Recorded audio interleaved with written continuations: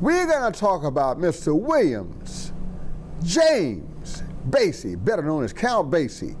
Oh yeah, let me tell you about this guy. Somewhere, he was born in 1904, but somewhere around 1935, he started his own big band around the Kansas City area, and they went up to Chicago around 1936 for a long gig and ended up recording there. And this set up a legacy of about 50 years as a jazz pianist and band leader for Mr. William Basie. He was a bad man. Now, some people call him Bill, we're gonna call him Count. A lot of innovations came from this man's band. Number one, he started out with 2 tenor players.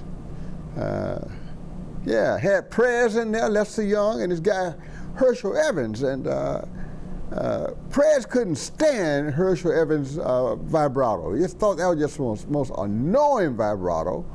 But Basie liked him. He liked some things about him. So he came up with the idea, I want both these guys in my band. How am I going to do this? He says, I know what I'll do. I'll put these alto players between them.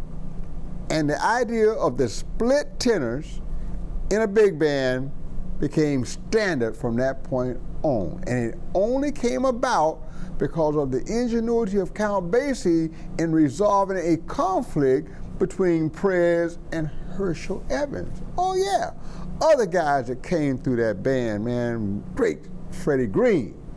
What was the Basie band without that guitar? Had Clayton on trumpet and Spreece Edison and the great Al Gray playing that plunger trombone. I can tell you some stories about him.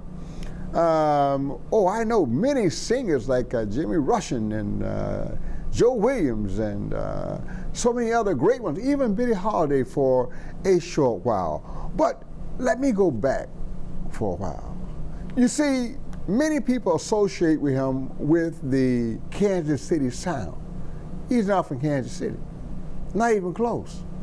He is from Red Bank, New Jersey. That is where he grew up. And as soon as he got old enough, he wanted to play drums. But unfortunately, another drummer grew up in Red Bank. His name was Sonny Payne.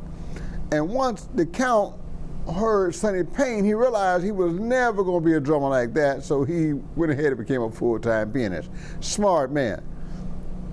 His early gigs took place in Harlem. Why not? You're in Red Bank, New Jersey. New York is close, that's where the scene is, go to it. And he played small gigs around there for years, did some vaudeville things as a solo pianist and all that, went on tour, ended up around Tulsa, Oklahoma, and places like that, hanging out with Walter Page and the Blue Devils, and playing gigs in Arkansas and Oklahoma for a while, and then ended up in Kansas City, and playing piano for Benny Moten's band. And it was that association that finally led to him establishing the Count Basie Orchestra, because many of the earlier members of the Count Basie Orchestra, they came out of the Kansas City Moten Band. One of the things that that band did, that Count Basie accentuated, they played riffs. Matter of fact, their first big hit, 1 O'Clock Jump, was just a riff. The rhythm section built around it, boom, built an arrangement. It was done almost as a head arrangement and became one of his most popular tunes. Count was smart, built those riffs, built those soloists, had great players, spotlighted them, and then in order to expand the sound and to give us many different sides of that basic sound, he hired a variety of arrangers to bring different perspectives to the sound of the Count Basie Orchestra. That was also an ingenious thing that he did. He toured, as I said, for 50 years. some of the greatest players that we have had come through this music, they came through the Basie band at one time or another. I am very, very happy that the band is now led by a fellow FAMU alum. Yeah, Mr. Scotty Barnhart. Yeah, bring it on home, baby. He's leading the hardest swinging big band of all time, the Count Basie Orchestra. I am also very, very proud that a lot of the guys that have been in the band in the later years actually were people who came out of FAMU as well. You know, some time ago I was taking a vacation. I actually do take a vacation every now and then. I was down in Freeport, Bahamas, taking a little tour, and we came across a very unusual home. You see, Count Basie had a home in Freeport.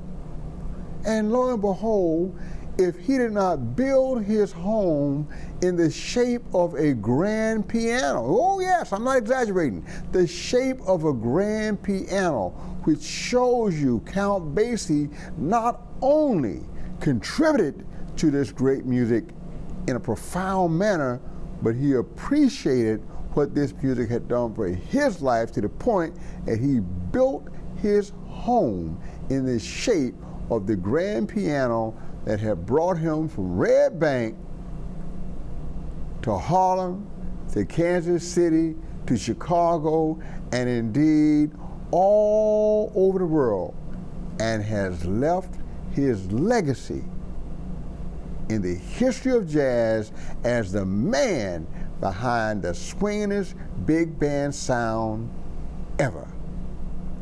Mr. William Count Basie.